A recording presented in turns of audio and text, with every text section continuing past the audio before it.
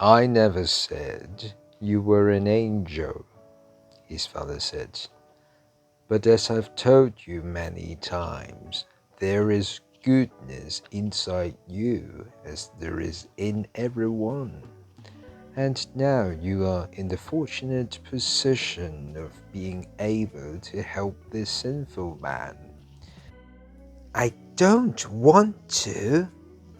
Son, here is a sick man who needs to unburden himself of the unhappy things he's done. I know your reputation. Are you fearful of hearing what Mr. Bataki has to say for himself? I don't want to. Rev Kaizer sat back in his chair, folded his hands over his stomach, smiled gently, and said, I dare you to go back and listen to Mr. Bataki. I dare you to do goodness. Alarmed, Matt looked up. But, or are you, being a minister's son, afraid too? Matt shifted uncomfortably in his seat and tried to avoid his father's steady gaze. Rev Kaizer offered up a faint smile. Matt, I thought you never refused a dare. Matt squirmed. Then he said, I'll go. Anyway, that's the way Matt explained it all. And as he said to me sadly, what choice did I have? He dared me. We all saw then that Matt was in a bad place. So the next day when Matt went to visit Mr. Bataki, the bunch of us, me, Chuck, Todd, and Nick, tagged along. We all wanted to see what Matt would do. We figured it had to be gross. Mary Beth opened the door. I think she was surprised to see all of us, but she looked at Matt with hope. Thank you for coming, she said in her tissue paper voice. She's waiting for you. Matt gave us an imploring look. There was nothing we could do. He disappeared inside. We waited outside. Half an hour later, when he emerged, there was a ton of worry in his eyes. We waited him out, hoping he'd say something ghastly. Didn't say a word. 2 blocks from Mary Beth's house, I couldn't hold back. Okay, Matt, I said. What's happening? Matt stopped walking. He really thinks I'm a good angel. How come? Nick asked. I don't know. There was puzzlement in Matt's voice. He thinks I'm here to give him a second chance at living. I don't get it, Todd said. Matt said, he thinks, if he tells me all his bad stuff, he'll get better.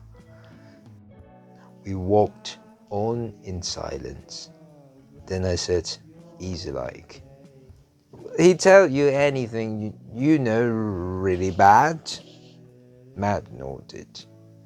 Oh, that's so cool, Nick crawled, figuring Matt would, as he always did, pass it on. Like what? Instead of answering, Matt remained silent. Finally, he said, not good. Come on, we cried. Tell us. He dared me to forgive him, to give him a second chance. Forgive him for what? I asked. All the stuff he's done. Like what? He said he was talking to me in confidence. What's that mean? Angels can't tell secrets. You're going to believe that? Todd asked after a bit of silence. Matt stopped walking again. But what? He stammered. What if it's true? What if was true? I asked. What if I'm really good inside? No way, we all assured him. But he thinks so, Matt said with real trouble in his voice. And my father is always saying that too. Do you think so? Chuck asked. Matt got a flushed look in his eyes. Then he said, if it is true, it'd be the grossest thing ever. Hey, maybe it's just a phase, I suggested hopefully. You know, something you grow out of. Matt gave a shake to his head that suggested he was really seriously confused. Anyway, every afternoon that week, Matt went to see Mr. Pataki. Each time we went with him for support, we felt we owed him that, though really we were hoping we'd get to hear some of the bad stuff. But I think we were getting more and more upset too. See, Matt was changing. Each time he came out of the sick man's room, he looked more and more haggard and silent. What did he say this time? Someone would finally ask. Really bad, he'd say. Worse than before? Much worse. We'd go on for a bit, not saying anything. Then the pleading would erupt. Come on, tell us. What'd he say? Can't. Why? I told you. He thinks I'm an angel, Matt said, and visibly shuddered. Angels can't tell secrets. As the week progressed, Matt began to look different from before. He wasn't so grubby, his clothes weren't torn, things went so fast that by Friday morning when he came to school, he was actually wearing a tie. Even his hair was cut short and combed. It was awful. What's the matter with Matt? We kept asking one another. I think he's beginning to think he really is an angel, was the only explanation I could give. And finally, on Friday afternoon, when Matt came out of Mary Beth's house, he sat on the front steps, utterly beat.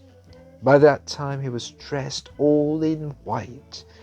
White shirt, pale tie, white pants, and even white sneakers. Not one smudge on him. I'm telling you, it was eerie. Nothing missing but wings. What's up? I asked. The doctor told Mr. Pataki he's better. You cured him, cried Nick. Cool, that means you don't have to visit him again. Right.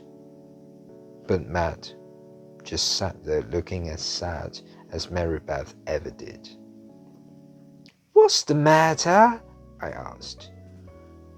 I've been sitting and listening to that guy talk about all the things he's done. I mean, I used to think I was bad, but you know what? What? I'm not bad. No way. Not compared to him. I even tried to tell him of some of the things I've done. What did he say? He laughed, said I was only a young angel, which was the reason I didn't have wings. Matt stared down at the ground for a long time. We waited patiently. Finally, he looked up. There were tears trickling down his pale face. I have to face it, he said. turning to look at us, his pale, with real grief in his eyes. The more I heard that stuff Mr. Bataki did, the more I knew that deep down inside, I'm just a good kid.